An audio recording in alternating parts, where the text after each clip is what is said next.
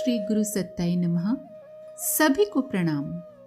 सन 2026 में परम वंदनीय माताजी के जन्म, अखंड दीप प्रज्वलन एवं श्री अरविंद महर्षि के अति मानस अवतरण की शताब्दी मनाई जानी है। प्रखर साधना के अभाव में समस्त सामाजिक सांस्कृतिक आंदोलन धाराशायी हो रहे हैं। युग निर्माण आंदोलन प्रखर इसलिए है क्योंकि इसमें ऋषि युग्म का तप एवं युग साधकों की प्रखर साधना है। इस विषम बेला में और अधिक प्रखरता की अपेक्षा की जा रही है। तपोनिष्ठ पूज्यवर ने 24 लाख के 24 महापुरस्चरण किए थे, तो हम छोटा सा 1.25 लाख मंत्रों का 40 दिवसीय अनुष्ठान तो कर ही सकते हैं। पूज्यवर ने 24 वर्षों तक जौ की रोटी और छाछ पर तप किया। हम यथासंभव 40 दिनों तक नमक और शक्कर या नमक या शक्कर का त्याग करें, पर साथ में अपने स्वास्थ्य को ध्यान में रखते हुए विवेकपूर्ण निर्णय लें। पूज्यवर ने जीवन काल में 3200 के आसपास पुस्तकें लिखी। हम 40 दिनों में 2-3 पुस्तकों का स्वाध्याय तो कर ही सकते हैं। उन्होंने करोड़ों व्यक्तियों साधकों का निर्माण किया। हम अपने जैसे अपने से बेहतर 50 साधक बनाने वाले कनिष्ठ प्रज्ञापुत्र और 108 व्यक्तियों को साधक या कार्यकर्ता बना दें, तभी हम उनके सच्चे वरिष्ठ प्रज्ञापुत्र कहलाएंगे। इससे कम में बात नहीं बनेगी। आइए अब बात करते हैं कि अनुष्ठान कैसे करें। पहला, उपासना। न्यूनतम 33 माला का 40 दिनों तक जप प्रतिदिन करना है, भले ही 2 या 3 चरणों में हो, यानी कि दिन में 2 या 3 बार अपनी सुविधा के अनुसार कर सकते हैं। जप के साथ हिमालय के सर्वोच्च शिखर पर उदीयमान भगवान सविता का ध्यान करें। जप से पूर्व अनुलोम विलोम अथवा प्राण संचार प्राणायाम करें। जप गिनती के लिए नहीं, अपितु उसकी गहराई को बढ़ाते हुए भाव विहल होकर करें। अपनी ही माला से जप करें, तुलसी या चंदन की माला से करें। दूसरा, साधना। 40 दिनों में ब्रह्मचर्य का पालन, हो सके तो एक समय उपवास, सात्विक अस्वाद व्रत, स्वास्थ्य के अनुसार यदि बन जाए, न्यूनतम 2 घंटे का मौन, अपनी सेवा अपने हाथों से। मेरा अनुष्ठान है इस बात का सार्वजनिक प्रचार न करना। अर्थ संयम, विचार संयम के साथ समय संयम के पालन का प्रयास करें। भाव शुद्धि, चित्त शुद्धि का अधिकाधिक प्रयास करें। साधना का अहंकार न पालें। पूज्यवर करा रहे हैं, यही भाव रखें। अनासक्ति का अभ्यास करें। लोभ निवारण हेतु अपनी प्रिय वस्तुएं बांटने का प्रयत्न करें। 40 दिनों तक पर निंदा से बचें। परिजनों की प्रशंसा का लक्ष्य बनाएं। गुण ग्राहक बने। दूसरों में उनके गुण देखें, अवगुण नहीं। स्वास्थ्य के अनुकूल हो तो गोचरण, गौमूत्र, तुलसी जल का सेवन करें। तीसरा, स्वाध्याय।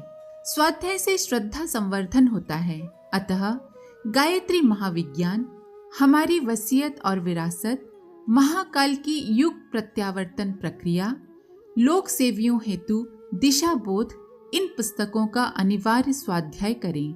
हमको सब मालूम है, इस अकड़ में न रहें। पुस्तकों का श्रद्धा पूर्वक पाठ करें। अखंड ज्योति का नियमित स्वाध्याय करें। चौथा, आराधना। समय दान, जन संपर्क एवं देवालय सेवा का लक्ष्य रखें। परिणाम की चिंता किए बगैर 40 दिनों में न्यूनतम 10 लोगों तक साहित्य पहुंचाकर उनका हाल चाल पूछें एवं अच्छे श्रोता की तरह सुने। यथोचित समाधान दें। जहाँ रहते हैं वहाँ रोजाना और सप्ताह में एक बार अपने आसपास सफाई करें। स्नान गृह, शौचालय अनिवार्य रूप से स्वच्छ रखें।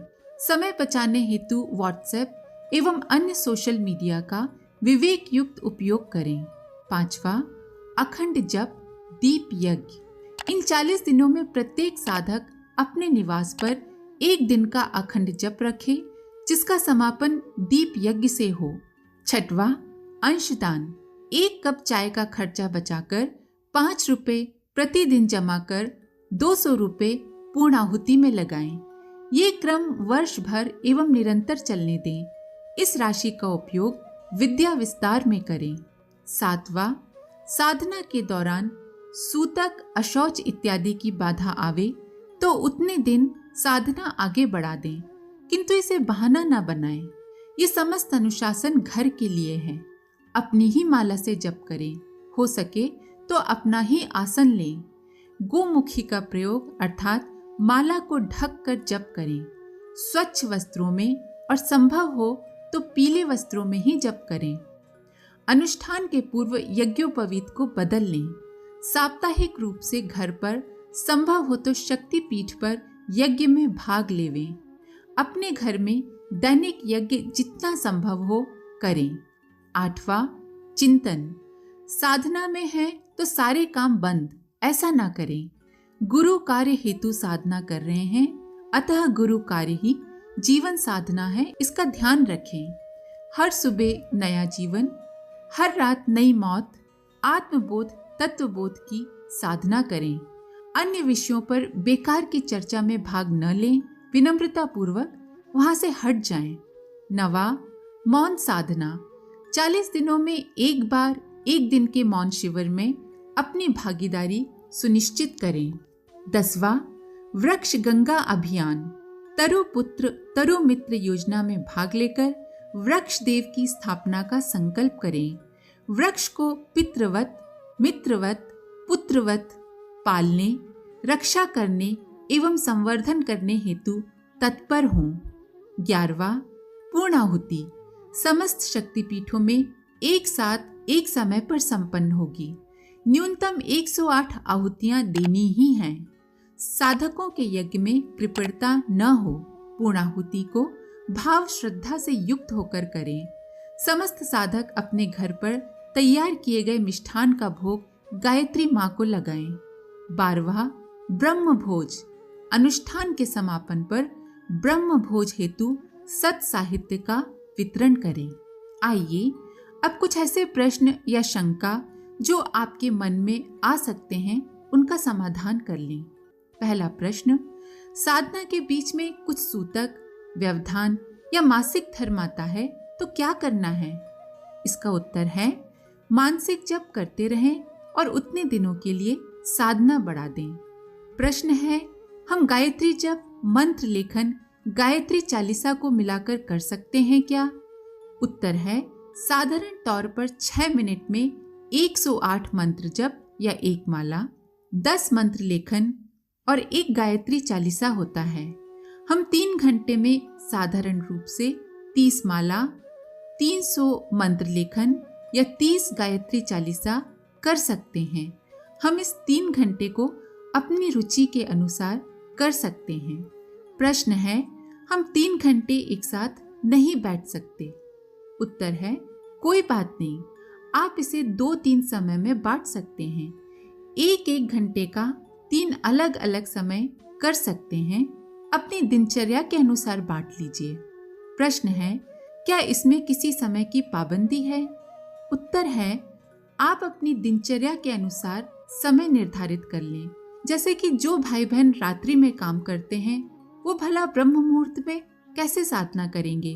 अतः आप अपनी दिनचर्या के अनुसार समय निर्धारित कर लें।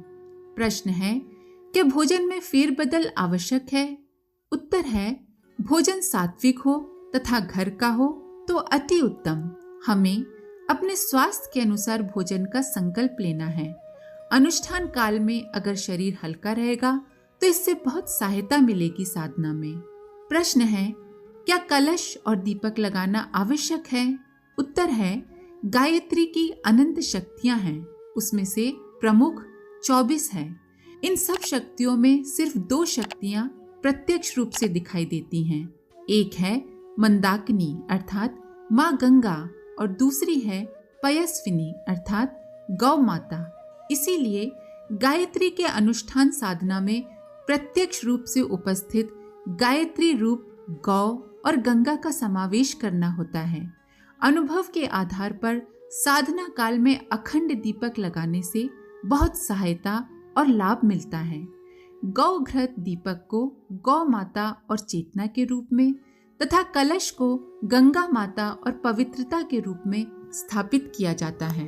प्रश्न है, हम अखंड दीपक और कलश स्थापना नहीं कर सकते हैं? उत्तर है, कोई बात नहीं, हो सके तो जितनी देर साधना कर रहे हैं उतनी देर के लिए गौघृत दीपक और जल अवश्य रख लें। प्रश्न है, क्या साधना काल में ध्यान करना जरूरी है? उत्तर है, जी बिल्कुल। गुरुदेव और माताजी के साथ में 30 मिनट का ध्यान अवश्य करें।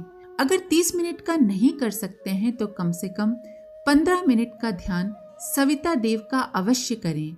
इससे सूक्ष्म और कारण शरीर में जो हलचल हुई है उसको एक दिशा और सहायता मिलेगी।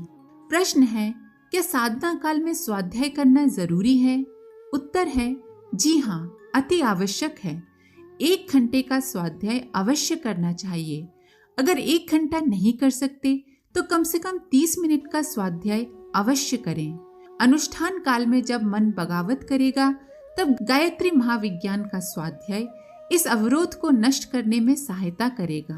प्रश्न है, क्या साधना काल में बलि वैश्य यज्ञ करना आवश्यक है? उत्तर है, बलि वैश्य यज्ञ अनुष्ठान काल में ही नहीं अपनी दिनचर्या में भी अति अनिवार्य है। ये 5 ऋण पंच दोष को शालन में सहायता करता है। अनुष्ठान काल में ये 5 ऋण पंच दोष बाधा पैदा कर सकते हैं, इसलिए बलि वैश्य यज्ञ अनिवार्य रूप से करना चाहिए। प्रश्न है, क्या साधना काल में यज्ञ करना आवश्यक है? उत्तर है, अनुष्ठान में जप के दशांश की आहुति होती है, इसीलिए प्रतिदिन हवन सामग्री या जल या मानसिक रूप से 12 या 24 गायत्री मंत्र आहुति करेंगे तो संकल्प पूरा होने में सहायता मिलेगी। वैसे हम सब मिलकर के सामूहिक पूर्णाहुति करेंगे तो उसमें सभी की संकल्प आहुति पूरी हो जाएगी। प्रश्न है, संकल्प कब और कैसे लें? उत्तर है, प्रखर साधना का 4 फरवरी की संध्या या 5 फरवरी की ब्रह्म बेला में गुरु सत्ता के समक्ष अखंड दीपक के सामने या दीपक जलाकर संकल्प ले लें। प्रश्न है, क्या हम अनुष्ठान काल में शादी या किसी कार्यक्रम में जा सकते हैं? इसका उत्तर बड़ा मुश्किल है। आप अपने धर्म के अनुसार जो उचित लगे उसे करें, लेकिन प्रति प्रश्न रहेगा, क्या जब हम शारीरिक शल्य प्रक्रिया से गुजरते हैं उस समय क्या हम शादी और अन्य कार्यक्रम में जाते हैं? अनुष्ठान काल में हम आध्यात्मिक शल्य प्रक्रिया से गुजरने वाले हैं। वैसे हम सब गृहस्थ हैं। कार्यक्रम में अगर अनिवार्य है तो जाएं, उतने दिन का अनुष्ठान बढ़ा दीजिए और दंड स्वरूप 1-2 दिन अधिक जोड़ दीजिए। प्रश्न है, क्या जप करने के साथ साथ स्वाध्याय सुन सकते हैं? उत्तर है, मन बड़ा चंचल है।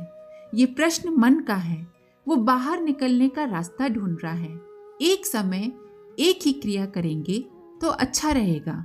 40 दिवसीय साधना में बढ़ चढ़कर भाग लेने के लिए सभी साधकों को साधुवाद और धन्यवाद। आप अपने स्नेही जनों को भी प्रखर साधना में भाग लेने के लिए प्रोत्साहित जरूर करें। सभी को शुभकामनाएं। परम पूज्य गुरुदेव एवं वंदनीय माताजी की कृपा सब पर बनी रहे। सबका धन्यवाद। ओम शांति। हमारे YouTube चैनल को सब्सक्राइब करें और बेल आइकन को दबाकर ऑल पर क्लिक करें ताकि नोटिफिकेशंस आपको मिलती रहें।